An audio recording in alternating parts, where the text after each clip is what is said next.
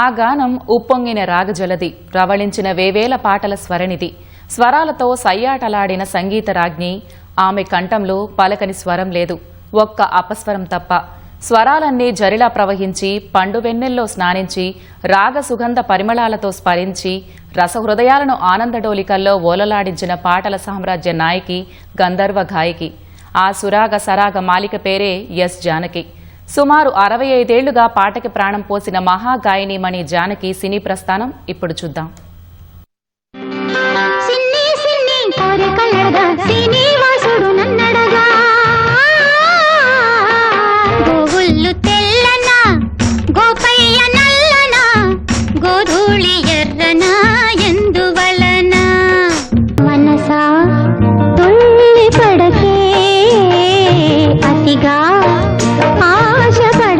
ఆ సంగీత రాజ్ఞి స్వర ప్రభంజనం అనన్య సామాన్యం.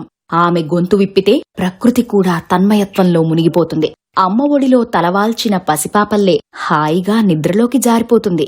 వానచుక్క కురవకుండానే నెమలి సైతం పరవశంతో నాట్యమాడేస్తుంది. విరిగి నలిగిన కల్లోలిత హృదయాలను ప్రశాంతమైన స్వర్గసీమలోకి తీసుకెళ్తుంది. అది జానకమ్మ పాటలోని గొప్పదనం.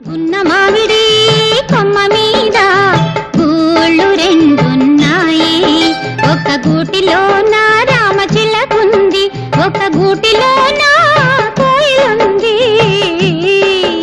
14 భాషల్లో వేల కొలది పాటలు పాడిన జానకి 1938 ఏప్రిల్ 23న గుంటూరు జిల్లా రేపల్లె తాలూకా పాలపట్ల గ్రామంలో పుట్టారు. వాళ్ల నాన్న సిస్లా శ్రీరామమూర్తి ఆయుర్వేద వైద్యం చేసేవారు. 6 అక్క చెల్లెళ్లలో 4వ వారు జానకి. వాళ్ల కుటుంబం తెలంగాణ రాష్ట్రంలోని కరీంనగర్ జిల్లా సిరిసిల్లలో కొంతకాలం ఉండి తర్వాత రాజమండ్రి చేరింది. చదువుకోమని బడికి పంపినా జానకికి చదువు మీద ఆసక్తి ఉండేది కాదు. ఎంతసేపు పాటల మీదే ధ్యాస. 10 ఏళ్ల వయసులో పైడిస్వామి అనే నాదస్వర విద్వాంసుడి దగ్గర శాస్త్రీయ సంగీతం నేర్చుకోవడానికి చేరారు. స్వరాల గురించి జానకికి నేర్పడం అనవసరం. ఆమెకు జన్మతః అద్భుత స్వరం ఉందని భావించిన ఆమె గురువు ఏకంగా ఒకేసారి నగుమోము కనలేని వంటి కీర్తనల నుంచే సంగీత శిక్షణ మొదలుపెట్టారు. కాని జానకి ధ్యాసంతా సినిమా పాటల మీదే ఉండేది. రేడియో ఆమె గురువని చెప్పాలి. లతా మంగేష్కర్, ఆశా భోన్స్లే పాటలు తప్ప మరే పాటలు వినేవారు కాదు. కొంచెం పెరిగి పెద్దయ్యాక రాజమండ్రిలోని క్రాంతి కళామందిర్లో సినిమా పాటల కచేరీ చేసేవారు. పెళ్లై నెల్లూరులో అత్తవారింట్లో అడుగుపెట్టారు జానకి. ఆవిడ మామగారు ఫన్ డాక్టర్ చంద్రశేఖర్. స్టేజ్ మీద 2 నిమిషాల్లో వేషాలు మార్చుకుని గాంధీ, నెహ్రూ, జాకిర్ హుస్సేన్లను అనుకరించేవారు. ఆయన మేకప్ మార్చుకునే 2 నిమిషాల గ్యాప్ లో పాటలు పాడేవారు జానకి. అలా మామగారు చంద్రశేఖర్, భర్త రామ్ ప్రసాద్ ప్రోత్సాహంతో చిత్రరంగంలో అడుగుపెట్టారు జానకి. 1957లో సంగీత దర్శకుడు తాతినేని చలపతిరావు జానకితో ఓ తమిళ చిత్రంలో ఓ విషాద గీతాన్ని తొలిసారిగా పాడించారు. 1957లో తొలిపాటే ఘంటసాలతో కలిసి పాడే ఛాన్స్ లభించింది. తెలుగులో ఎమ్మెల్యే చిత్రంలో పెండ్యాల స్వరపరిచిన నీ ఆశ అడి ఆశ అనే విషాద గీతాన్ని ఘంటసాలకు సహగాయనిగా పాడారు. విశేషమేమిటంటే వివిధ భాషల్లో జానకి పాడిన మొదటి పాటలన్నీ విషాద గీతాలే. భారతదేశంలోని టాప్ 4 ఫీమేల్ సింగర్స్ లో ఒకరిగా గుర్తింపు పొందిన జానకి సినీ గాయనిగా తన స్వర జీవితం మొదలైన మొదటి సంవత్సరంలోనే 6 భాషల్లో 100 పాటలు పాడారు. ఆ రోజుల్లోనే కాదు, ఈనాటికి అది ఒక రికార్డుగా నిలిచిపోయింది.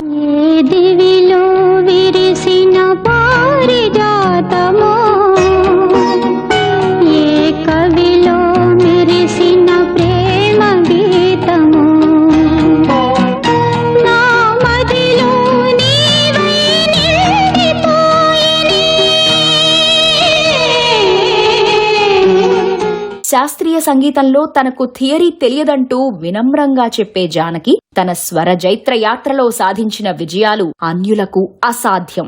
4 తరాలకు చెందిన కథానాయికలు వారే స్వయంగా పాడారేమో అన్నంతగా సహజంగా గొంతు మార్చి పాడడం జానకికే చెల్లు. ఇక చిన్నారి గొంతుల్ని అనుకరించడంలో జానకిది ప్రత్యేకమైన శైలి. తెలుగు సినిమాల్లో ఈమెలా పసిపిల్లల గొంతుల్ని అనుకరించిన మరో గాయని లేదు. దక్షిణాదిన దిగ్విజయంగా సాగిన జానకి స్వర సమీరం 4 సార్లు ఉత్తమ గాయనిగా జాతీయ పురస్కారాలను మోసుకెళ్లింది. తెలుగింటి నుంచి 5 నంది అవార్డులు, 4 తమిళనాడు స్టేట్ అవార్డులు, 12 సార్లు కేరళ పురస్కారాలు, ఒడిశా ప్రభుత్వం నుంచి సైతం ఓ పురస్కారం, ఇంకా తమిళనాట కలైమామణి, ఉత్తరాదిన సురసింగర్ గౌరవాలు జానకి కీర్తి కిరీటంలో కలికితురాళ్లయ్యాయి. 60 దశకం నుండి 70వ దశకం మొత్తం మీద ప్రముఖ సంగీత దర్శకుడు ఎంఎస్ విశ్వనాథన్ జానకి చేత కొన్ని వందల హిట్ పాటలు పాడించారు. ఇళయరాజా శకం ప్రారంభం కావడంతో ఆయన జానకి విస్తృతమైన అవకాశాలు కల్పించారు. 1977లో వచ్చిన 16 ఏళ్ల వయస్సులో జానకి ఆలపించిన సిరిమల్లె పువ్వా ఈ రోజుకి మనల్ని పరవశింపజేస్తుంది.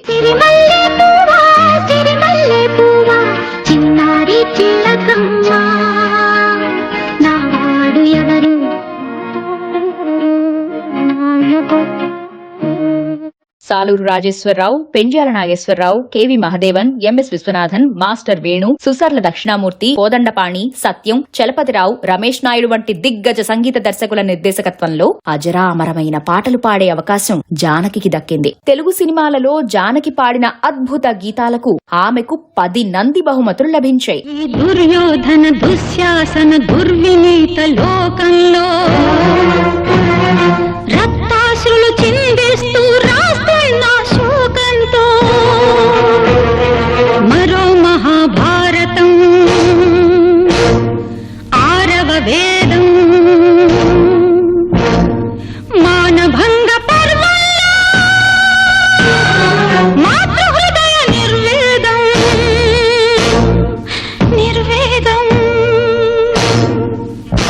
మధురమైన సంగీతం, తిరుగులేని స్వర సంపదతో జానకి కెరియర్ ఎదురు లేకుండా సాగింది. వేల కొద్దీ పాటలు పాడింది జానకి. వాటిలో మంచి పాటలు ఎన్నెన్నో ఉన్నాయి. ఏదో అస్పష్టమైన అజ్ఞాతమైన భావాన్ని కలిగించే మూడీ సాంగ్స్, కిర్రెక్కించే హుషారైన జాలీ సాంగ్స్ 2 రకాలు పాడగలిగింది జానకి గళం. హిందీ, సింహళం, బెంగాలీ, ఒరియా, ఇంగ్లీష్, సంస్కృతం, తుళు, సౌరాష్ట్ర, జాపనీస్, జర్మన్ భాషలు తెలిసిన జానకి ఘంటసాల, డాక్టర్ రాజ్ కుమార్, వాణి Jayaram, KJ Yesudas, ఎల్ఆరీశ్వరి, P Jayachandran, P లీలా, కెఎస్ చిత్ర, సుజాత, పిబి శ్రీనివాస్, ఇళయరాజా, ఎస్పి బాలసుబ్రహ్మణ్యం వంటి పలువురు ప్రముఖ గాయకులతో పనిచేసింది. ఇక మలయాళ చిత్రసీమ గురించి చెప్పాలంటే జానకి మలయాళంలో కొన్ని వేల పాటలు పాడి రంజింపజేసింది. 1970లో ఆమె గాయనిగా తన తొలి మలయాళ రాష్ట్ర బహుమతి స్వీకరించిన నాటి నుండి వరుసగా 15 సంవత్సరాలు ఉత్తమ గాయనిగా బహుమతులు అందుకుంటూనే ఉంది. ఇప్పటికీ మలయాళ చిత్ర పరిశ్రమలో ఇది ఒక చెరిగిపోని రికార్డు. బప్పీలహరి ప్రసాద్ స్టూడియోలో ఒక తమిళ చిత్రానికి జానకి చేత మొదట పాటలు పాడించారు. ఆమె స్వరంలో ఉన్న మెరుపుకు ముగ్ధుడై హిందీలో సాహెబ్, సుర్ సంగం, ఝూటీ, మయూరి, సత్యమేవ జయతే, మే తేరే లియే వంటి సినిమాలలో కొన్ని పాటలు పాడించారు.